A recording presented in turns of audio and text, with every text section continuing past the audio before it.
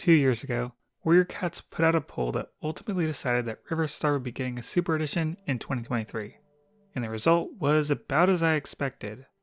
When I was discussing the potential options, I expressed my concern that a Riverstar Super Edition would have to retread a lot of Dawn of the Clans content in order to connect his backstory to him being leader, and my fears were more or less confirmed. Well, partially confirmed. You see, the rehashing of existing content is about half the total pages in the book. The prologue and first 4 chapters are his backstory, then chapter 5 to 17 is retold stories from Dawn of the Clans, and chapter 18 to 35 is following new adventures of Riverstar. And I must say, this book was a difficult one to get through. Not that it was particularly offensive, just Warrior Cats Super Editions in general often drag on due to their increased length. And this one was no different. It felt like most of the ideas they had were gimmicks to pad out the runtime. Replaying Dawn of the Clans scenes from Riverstar's perspective, a couple travel sequences, a lot of very surface level attempts to tug at your emotions. It does a lot without saying much, with the Dawn of the Clans parts of the book being particularly annoying to me. In Dawn of the Clans, Riverstar was mysterious, but he also did nothing. When you take a cat like Leopardstar, who was a villain in many ways, switching to her perspective was at least something different, but every scene from Dawn of the Clans that's translated to Riverstar's view is just him watching it happen. It couldn't possibly be more boring. And it didn't have to be boring. There were so many vague character moments from him that they could have elaborated on, but every opportunity fell flat. River Ripple mentions that there were less violent conflicts before the Mountain Cats arrived. Interesting detail, yes? No, he just has one run-in with a bully, and that's it. River Ripple tells Clear Sky that his early kits are more likely to die? Sounds harsh. He must have a dark side, right? Maybe he had early kits that died. Nope. He's just jealous he never had kits in the first place. And also, he immediately regrets telling Clear Sky that, because moral grayness doesn't exist for him. The only major lore they add to make him more mysterious is that StarClan guides him to the scene of the great battle because he is a chosen one. But it just kinda happens. They call him a stepping stone, but he never does much to earn it. Other than thinking violence is bad. Such a bold take, I know. Oh, and he meditates, and that's apparently a special power? Seriously though, Riverstar's moral development is terrible in this book.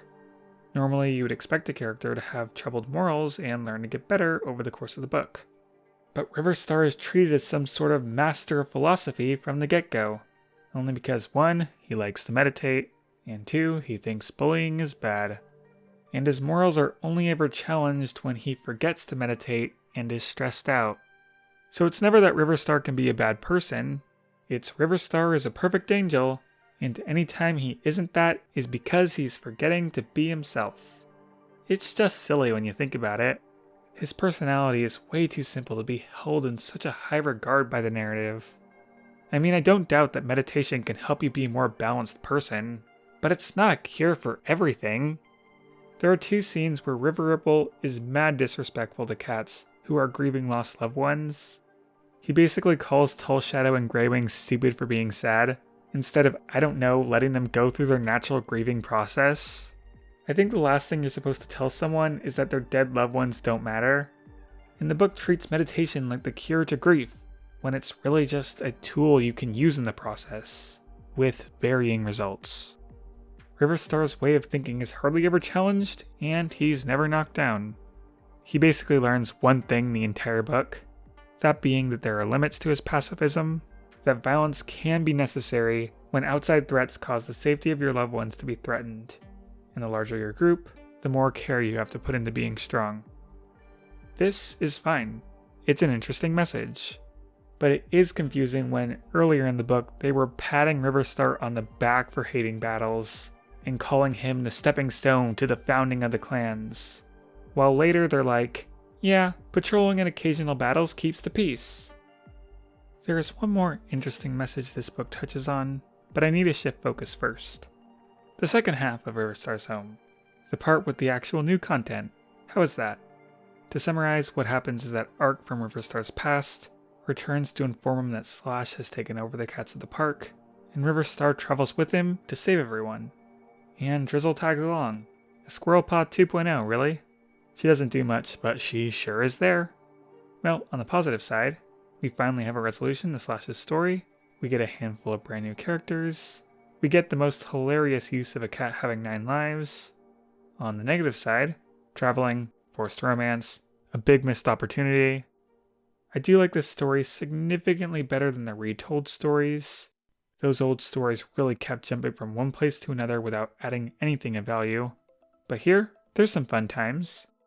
I did find the traveling segments boring.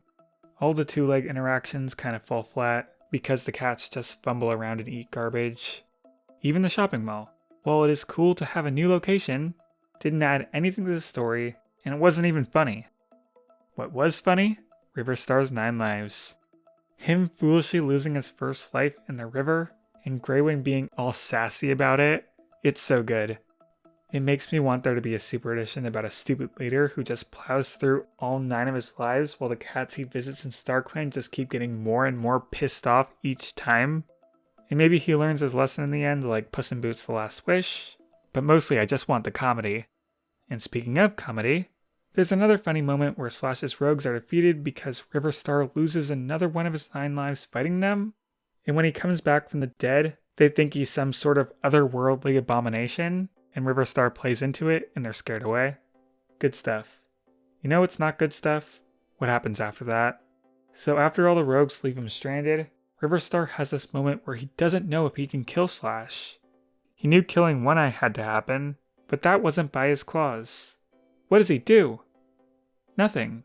Slash falls to his death by accident. They had an opportunity to do something crazy. Either Riverstar chickens out and drags out the conflict longer, or he entrusts that Ark and the park cats are trained well enough that they could fight Slash if Slash ever returned, or dare I say, Riverstar could kill Slash in cold blood and create a truly dark moment. They did it with Hawkwing killing Dodge. It's not above Warrior Cats to have a protagonist murder a villain, but once again, they can't afford to give Riverstar moral grayness. Dawn of the Clans was loved because of the moral grayness in cats such as Greywing and Clear Sky. But for some reason, they don't want to give the same treatment to a cat from the same timeline getting his own super edition. Pathetic. And instead of drawing out the most interesting moral conflict of the book, we get a romance plot. Yay! With Finch.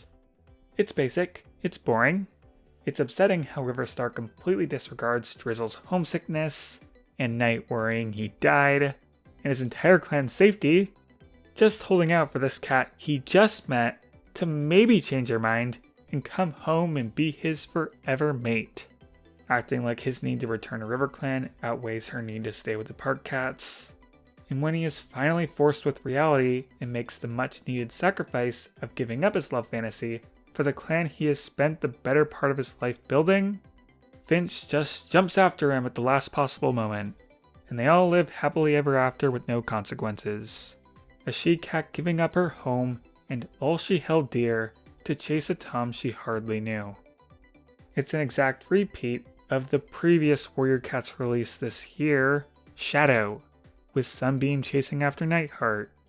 Both Sunbeam and Finch had strong reasons to stay at home, but just randomly gave it up for no reason other than immense love for a cat they just met. It happens once, I say okay. It happens twice in a row, I say, why are we treating she-cats like this? Our female characters should have more personality other than being accessories for the male characters. But there is another female character in this book who restores the faith I lost with Finch. And she is Night, the first cat Riverstar met in the Forest Territory, who stays by his side through all his troubles and becomes RiverClan's first deputy and eventually second leader. She is a proud loner at the start of the book, and while she does eventually warm up to clan life, it's done in a way that is slow and steady, so it becomes proper character development rather than her bending to Riverstar's will. And there is a critical life decision she makes that she holds true to. Because she lost her first mate in Kits, she decided she never wanted to take another mate. and despite Riverstar playing such a big role in her life, she makes this boundary clear to him, and he ultimately respects it. So no, I won't make the claim that Warrior Cats can't write female characters, because here she is. Easily my favorite part of the book. So overall, while I wouldn't say that I liked Riverstar's home, it still had some positives. It did what it set out to do. Fill space in the Warrior Cats book release schedule. Am I wishing we had an Ivypool book instead? Yeah. But I'll read what I'm given. Alright, bye everyone.